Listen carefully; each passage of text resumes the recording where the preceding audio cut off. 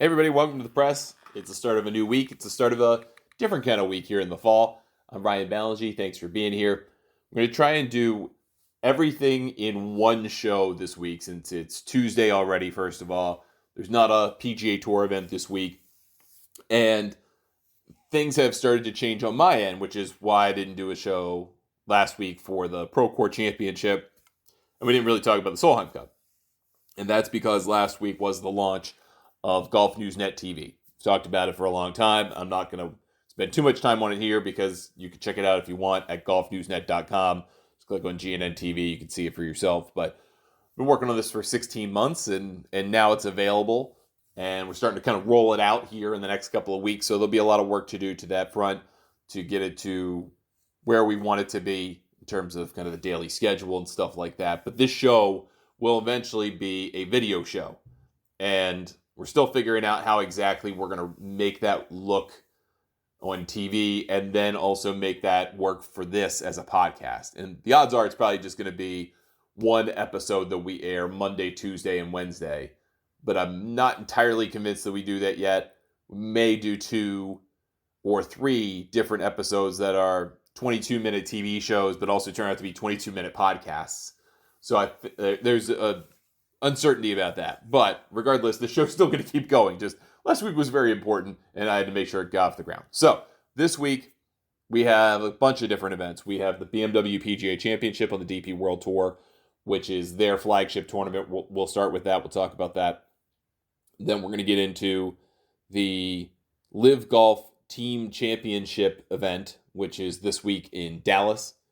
And then we'll talk a little bit about the LPGA event, which is in Cincinnati, the Kroger Queen City Championship. That's the main docket for the week. Last week, as I mentioned, we had the Korn Championship on the PGA Tour. They are off this week. Then they have the President's Cup. Then they get back to singles action for the Sanderson Farms Championship. Over on the Korn Ferry Tour, they had the Simmons, I'm not sure how to say that, Bank Open in the Nashville area. They moved it from the place that Liv went to, the Grove, to the Vanderbilt Legends Club. Paul Peterson won that tournament, but that's part of their final series. That's the second event. The third event is this week, which is the Nationwide Children's Hospital Championship. So we'll touch on that just for a little bit. And then there was the Solheim Cup on the LPGA. This week, they're in Cincinnati for that Queen City event. And actually a surprisingly good field for that. Last couple of years, honestly, have not been very good. But this year is quite good. So let's start with the BMW PGA Championship. Wentworth Club, Virginia Water, England. It's the home of the DP World Tour. It's like their TPC Sawgrass. Like the tour is located there. Tour offices are there in the same place as the golf club. This is a golf course that has been around a long time. They have an east and a west. And I think it's the east. I don't remember anymore. But the course that hosts has been renovated by Ernie Els, I think a couple of different occasions. Like we had to come back and undo some of the stuff that he did or make it better. And it's a really interesting golf course because the way it concludes on par 5s, the way that it does, really opens up the possibility of a big scoring blitz at the end. You can score at the beginning. And then I think the middle of the golf course is kind of hanging on for dear life. There are a lot of awkward tee shots. It is very much a forest golf course. I mean, it's not claustrophobic like Sahali would be in the Pacific Northwest here in the U.S., but a lot of the tee shots look daunting because if you hit it far enough left or right, you're in some trees that you might not find the ball again. But at the same time, if you can keep the ball in play, and you have to think about keeping the ball in play here, you can give yourself opportunities to score. The greens are generally pretty receptive, usually somewhere in that 15 to 17 under par range, 15 to 19 under par range is a good score here. You can score on this golf course. You just can't be so far out of position. Billy Horschel won here a couple of years ago. I believe it was 21 when he won it. And I had him at a 50-1 shot that week, but the thing that was most important to me in picking him was that he was someone who really liked, 1, tight golf courses, but 2, kind of punishing ones. And the rough here is typically kind of nasty, kind of deep. It'll make you gouge sometimes, and you really have to think about your entire hole on the tee box. And that makes it a good test, even if it's a scoreable one. That all said, we've got a good field here. There are actually some players, I was looking at the field list, because we do it every week for the website, golfnewsnet.com. And there were some players even that I missed in looking for top 50 players or top 100 players, including Alex Noren and Adam Scott, that round out a very, very good field for this tournament. Probably the best field this event has had in a decade. And then you add in some guys on the fringe who are past champions. You have some fun this week. All right, Rory McIlroy's top of the table at the Las Vegas Westgate. He's plus 650. At DraftKings, he's plus 550. So please shop around if you're thinking about betting Rory McIlroy this week. I wouldn't. I know he can win. He's won here. He came very close last week to winning his National Open again, and he almost did in his home country, which is a unique thing to be able to do in the Irish Open. You can win in the Republic of Ireland or Northern Ireland. You didn't get it done at Royal County Down. Rasmus Højgaard did. But he has a great history here. Tends to play really well on this golf course. There's a reason he patronizes this tournament, other than just being a good DP World Tour guy. Tommy Fleetwood is next on the table at 10-1. Had himself a lovely year. There's no reason to think he can't continue to play well. He had a nice run in the playoffs. Not a great run, but a nice run.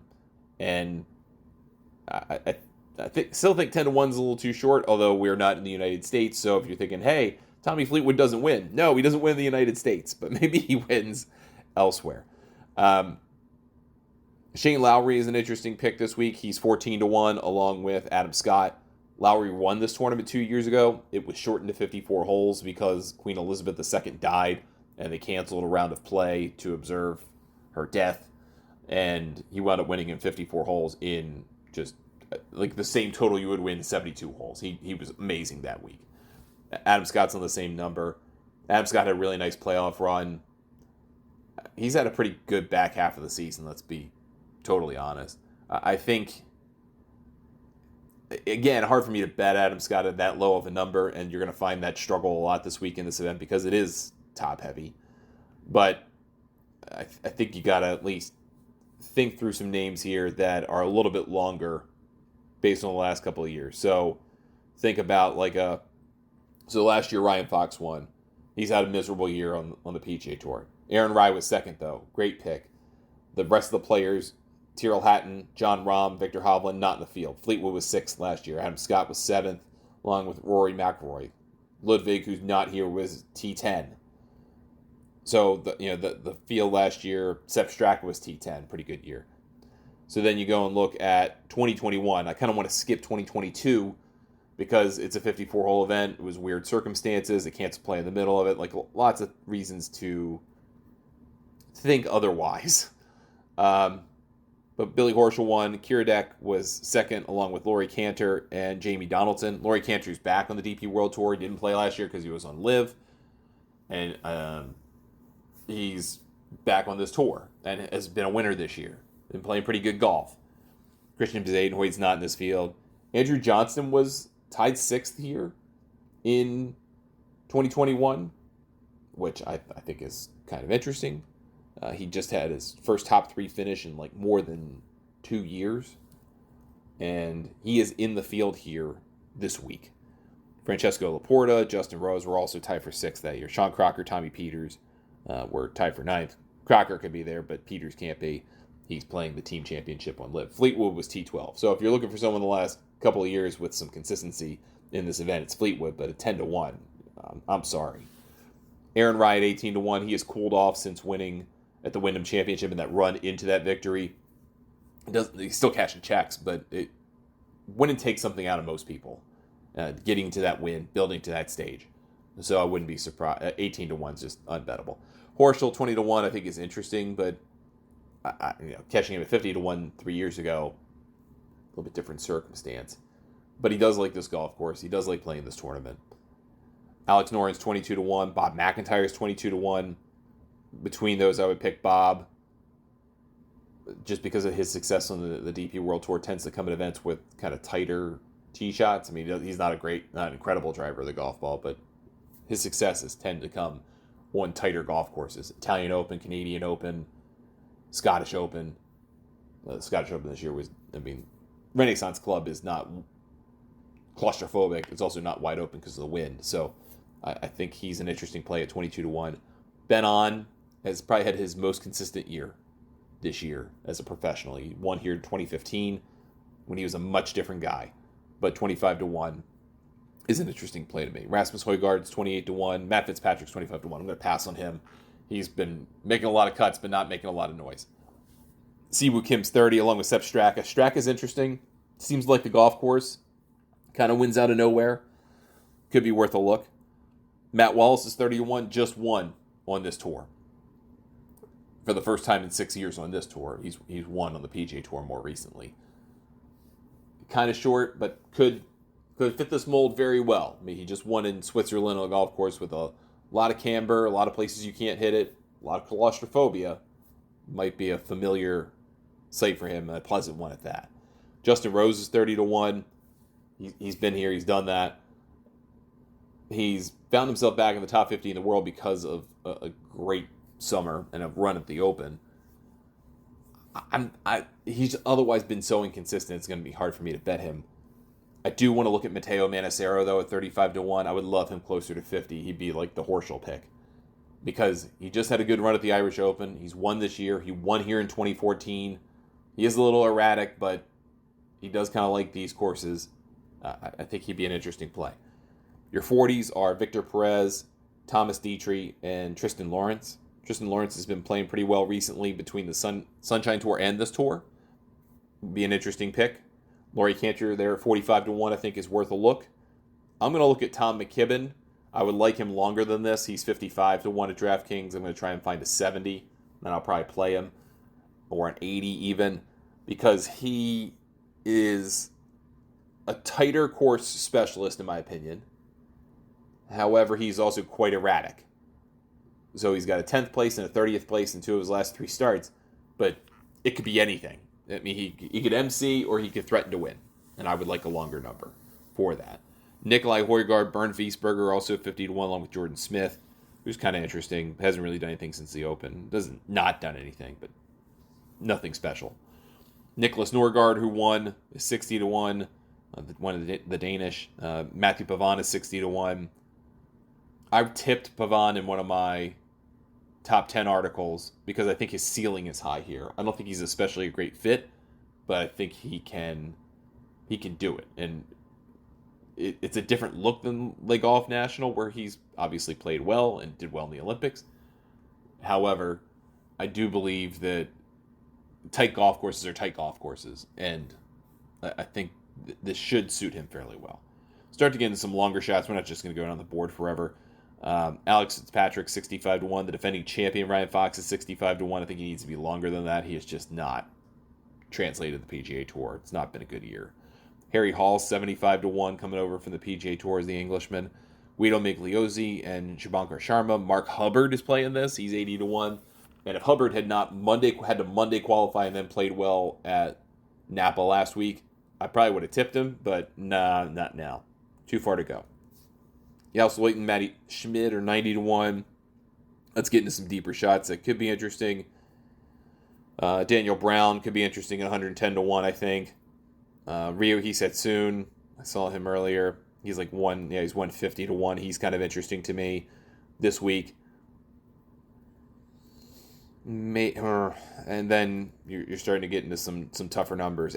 Eddie Pepperell shot up out of nowhere. I don't think he's going to win, though. Sean Crocker might be an interesting player just because he had that T9 here 3 years ago. And if you look at his season, he's been making cuts recently. He's been playing okay. Tied for 47th at the Omega European Masters, tied for 50th at the Open, tied for 20th at the BMW International Open. Nowhere near it at the Scottish Open, and missed the cut of the Irish Open. So maybe wind's not his friend, and it was mildly windy at the European Masters, but quite windy at the Open Championship. So maybe it's just I don't know. But the BMW International Open, I feel like, is a decent proxy, T20, I could get behind him at 250 to 1, but I would not do that alone. I would have him in a top 10 bet at 14 to 1. I think that would be a reasonable play. And then Peter Malnati's in the field this week. Would never bet him, but it's interesting. He's here, and I think that would probably be the extent of it for me. Yeah, there's some interesting names like Dylan Fratelli or Patrick Harrington, Audrey Arnaus, like guys that you would recognize the names of, but there's no way you're going to bet on them. This is a very front-heavy, top third field. This isn't you get down to these kind of bottom guys, and you're like, yeah, they were good at some point, but they're definitely not worth a look now. Like Aki Stridham, Alex Knapp, Chase Hanna, like guys like they're 1,500 and 2,500 to 1. Guys you would never, ever touch. Although Chase Hanna, interestingly enough, I find this interesting. Chase Hanna and Gunnar Wiebe, Mark Wiebe's son, they're 2,500 to 1 to win the tournament. On a top 10 bet, there's a 20 points difference. 110 to 1 for Gunnar Wiebe and 90 to 1 for Chase Hanna. You can explain that to me how you'd like and to get to the same win percentage, but I think that's intriguing. I probably would not do anything, not a whole lot in this other than maybe 2 to 3 win bets, then just see if it happens. Other than that, it's going to be a late card for me this week. Just everything in general. But I feel like this is worth talking about, since it is the big event of the week. Let's talk about the LIV Team Championship. So, we have 13 teams, right?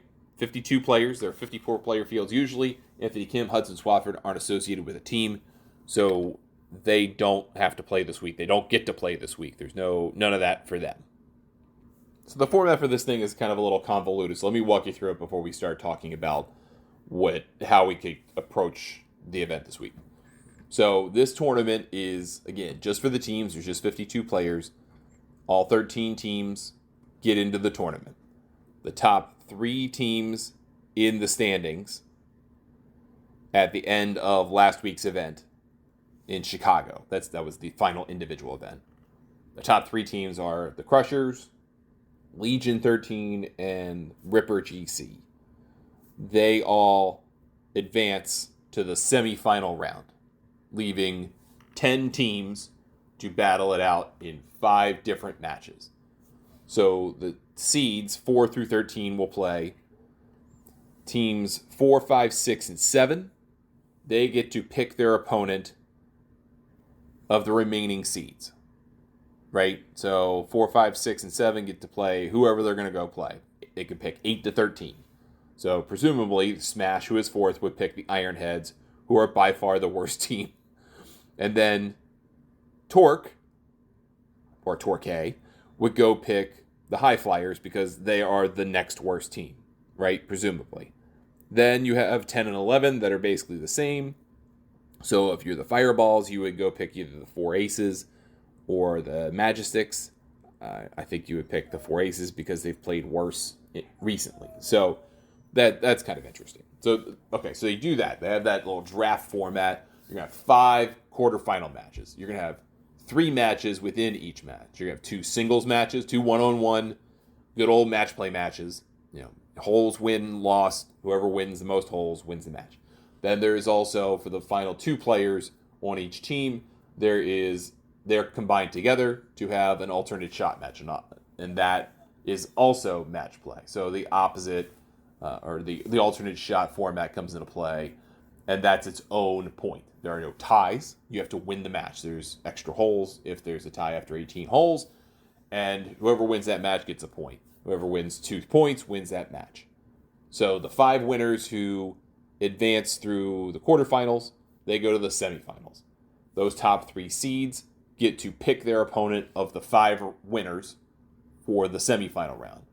And then the highest ranked team that wasn't picked plays against the other team. And that's just what, the 2 teams that weren't picked, they play each other in the semifinal round. Same format. 2 singles matches, 1 alternate shot match. Then you have 4 winners, and they go to the final. And the final day is a completely different format.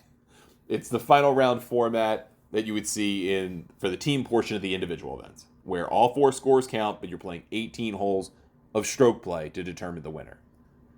Now, the reason they do that is, one, you have 16 players out there. You don't have your full complement, right?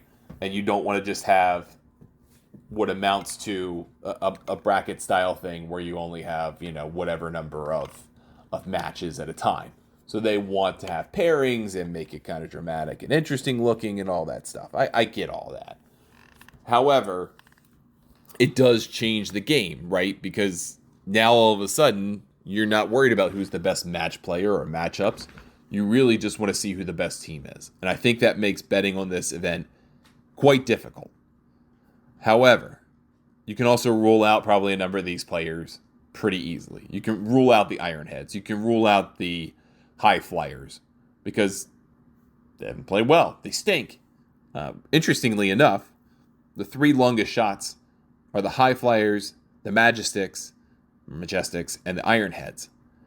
The Majestics have vacillated in the last 5 events team-wise. 4th, 9th, 13th, 13th, 4th. But they have been last more frequently than anybody. The problem with the High Flyers is that they're next to last, or 10th or 11th a lot. T10, 12, T12, 10, 11, T10, 11. That's half their season, right? So it's kind of hard to get behind that. So you're trying to look for some value here, maybe current form. Now, what's interesting to me here this week is the Range Goats. The Range Goats had a really decent first half of the year where they had a second place and a third place finish. And then the back middle, I guess, not good. 12th, 11th, 12th. But the last 3 have been good. T7, T5, T5. So if you're looking for a longer shot, they're 22-1. They're playing better recently. If you want to look at the Cliques, they had a good very middle of the season. T2 and their first ever win. Since then, not as good. Back half of the draw, basically. If you're looking for a team that's basically played well all year, it's Legion 13 because John Rahm is the best player on their tour. It's not even close. They have won 4 individual team events. They have been 3rd and 2nd in the last 2, and only twice did they finish worse, or 3 times did they finish worse than 5th place. So they've pretty much been in it the entire way. However, Caleb Surratt has not been playing his best golf. Tyrrell Hatton and John Rahm have been playing fantastic. So I think there is reason to believe that they should be the favorite, right? Like, they've played great team golf. But you also have in Kieran Vincent a guy who's being relegated after this week. So you get to that final round, you're almost certainly going to either, and this is the strategy component of it, you would think you're going to put Kieran Vincent out there in an alternate shot match because you put your 2 weakest players out, Surratt and Kieran Vincent, put them on a team and hopefully they get you a point. But you're really expecting Tyrrell Hatton and John Rahm to go beat whoever they got to go play, and that's how they keep advancing. That is something to keep an eye on, but I think that's a reason not to bet on Legion 13. The Ripper team at plus 450, they were not good in Chicago, but otherwise have been very good. They've won a couple of times and won in the middle of the season back-to-back. A couple of runner-ups in England and the Greenbrier, but I mean, they weren't good in Chicago, but Chicago was also just like a random public golf course. I think your best play here is the Fireballs. They are plus 800. They have been really great in the back half of the year in the team component. T2, T2, 8, win, T5, 4, third. They have been consistent and decent. And I think that's your best play for the week. Again, if you were going to bet on this, I wouldn't commit a lot of money to this for a variety of reasons. One, the format changes in the middle of it, like at the end, basically, to go from match play where you think that someone like a Sergio and who's very steady this year, or someone like a Abe Answer who's very like those kinds of guys who are very steady, but then you get into the stroke play thing and that changes the fabric of the tournament entirely. So you're one bad round away from your teammates costing you the whole thing. That's a hard thing to get behind. But for an entertainment value, this is LIV Golf's best event. 8-1 would be my pick on the Fireballs. All right, let's go over to the Korn Ferry Tour. They've got their third event of the finals this week, the Nationwide Children's Hospital Championship at the Scarlet Course of The Ohio State University in Columbus, Ohio. I covered a USGA long staying golf event when I was back with Golf Channel 2012 here in Columbus. And I was at the Scarlet Course for most of the day, and then eventually the end was over at Scioto Country Club. So you had to play 36 holes.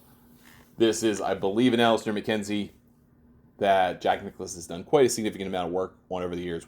The most famous Ohio State golf alum there is. And the finals are really interesting to me because the first two events, Boise and last week in Nashville at Vanderbilt, those were go-low events. Those are your kind of standard issue Korn Ferry Tour. Like, get to 20 under, and then you see you have a chance, right? And this is a different kind of golf course. This is probably the toughest golf course they play regularly until they get to French Lick for the season-ending Tour Championship, which they can tip out at 8,000 yards. I don't think they're going to do that. They could if they want, but it's a big boy golf course, and scoring is going to be pretty tricky. So this week is probably the toughest course they play until they get to French Lick. It's a change in attitudes, a change in style. And we had James Nitties on our Road to French Lick show that we've done all season long. And Nitties made the interesting point that the last two events are more like PGA Tour events in terms of scoring, in terms of conditions, in terms of difficulty, hole locations. It goes from go as low as you can to a little bit more course management, tougher pins, picking your spots. It's PGA Tour style golf. And that's kind of interesting that it happens in the middle of the playoffs, because they've gone from 156 to 144. Now they've gone down to 120. There's a big cut after this week, so there's a lot to play for a lot of players for a couple of reasons. You get to the top 75, you get into the Tour Championship field, which gives you a chance at getting in the top 30. About half the cards for next season have already been claimed, so you're playing for effectively 15 cards at French Lick. But if you get into French Lick, you get guaranteed full status next year on the Korn Ferry Tour. It's a tough ball game, but if you go into that top 75, you at least have a clear place to play and you know what you can do next year. It's kind of reassuring. So there's a lot on the line this week. That said, there's also still a lot on the line at the top. Matt McCarty has won 3 times. He's got the Battlefield promotion. He can go play the PGA Tour in the FedEx Cup Fall. But you want to be number one on this list because you're fully exempt. You also get into the Players, and you get into the U.S. Open by being number one on the points list in the end. So he's going to keep playing these, and he has good incentive to keep playing. Then you've got Isaiah. He's 16-1. Isaiah Salinda and Tim Vieding, Quade Cummins, Max McGreevy, second on the points list. They're all number 2, 22-1.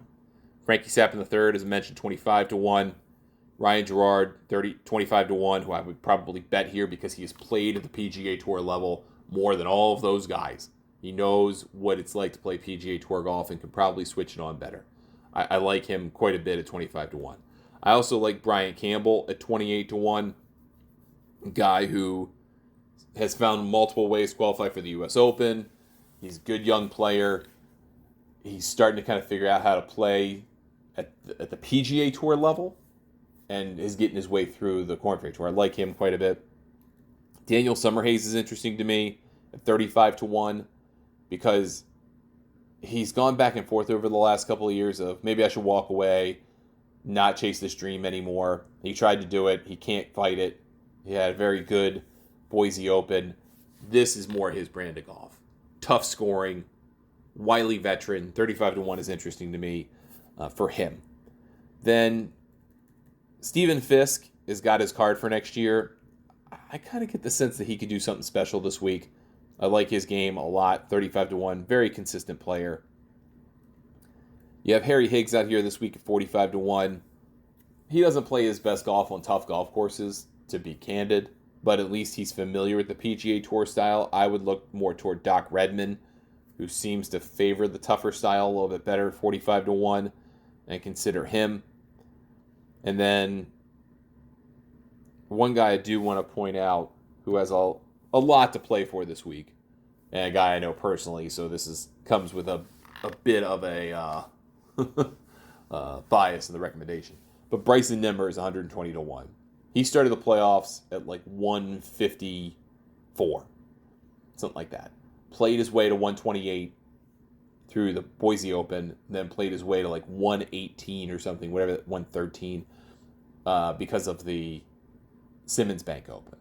He's got a long way to go, but I really like his game for this place because he makes a lot of pars and some birdies, and that's what's going to do really well this week. And he said he's figured out driving the golf ball, which he was struggling with a lot of the season.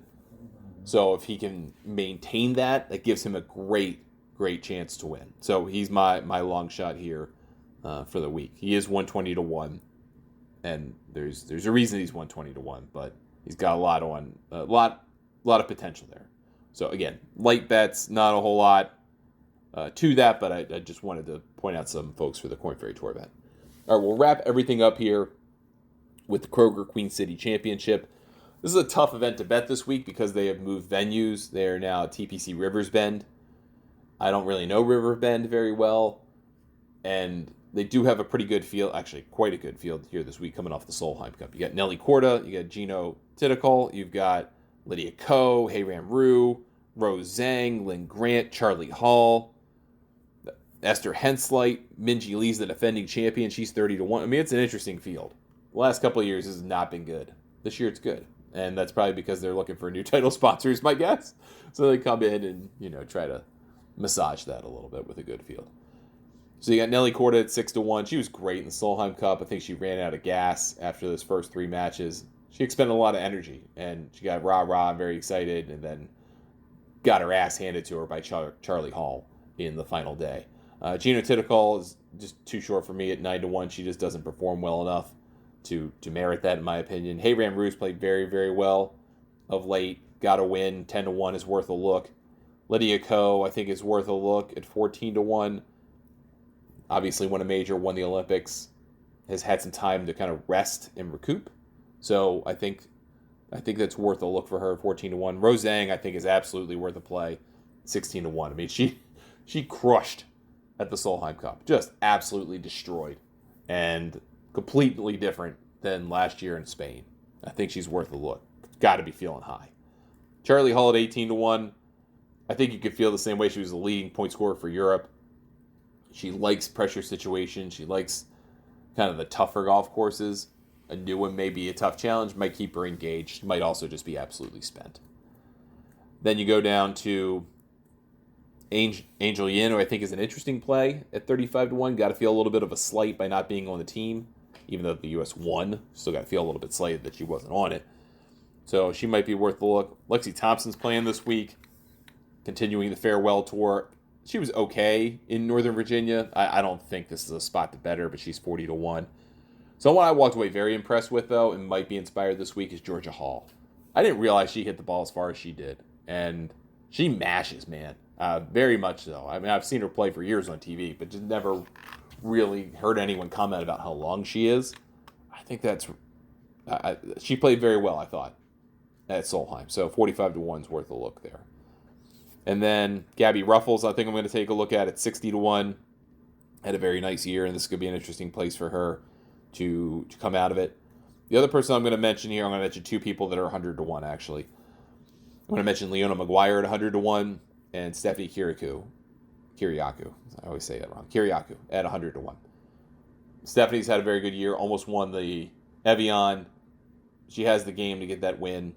Leona Maguire is probably very motivated this week. She's had a very bad year, but she got ticked off because she didn't get to play enough sessions in the Solheim Cup. She got benched for most of it, and then she went out and whooped ass on Sunday in the singles match. Yeah, she did not play a great opponent, but she won her match, and I think that might have lit a fire under her based on the tweet that she sent, saying, forms temporary, class is permanent. Like, she didn't care for Suzanne Pedersen, and I don't think really a lot of the players did, but I think that might have ticked her off just enough to get her to go after something. The other person I will mention is Alexa Pano, who, if she could putt, would probably have like 4 wins already, but she's struggling to putt.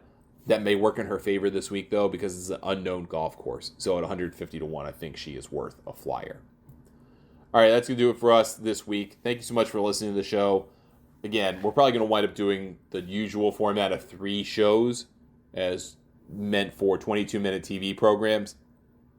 But this week, we're just going to do 1 super show, and then moving forward, we'll go ahead and kind of go back to the usual format. You'll be able to watch the show on GNN TV, so you can go over to golfnewsnet.com, and you can check out GNN TV there.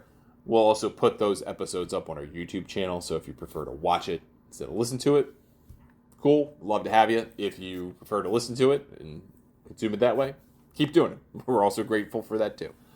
You can join Golf Newsnet for $40 per year. We are also running a fall special through the end of the year, where you can join for 2 years for $60 or 3 years for $80. So you get a whole year free if you join for 2 years.